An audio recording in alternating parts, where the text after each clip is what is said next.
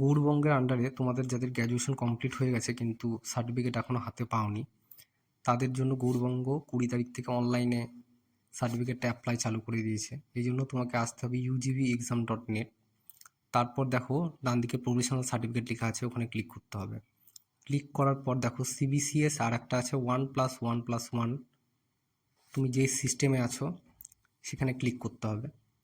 আমি একটা demo CBCS দেখাচ্ছি।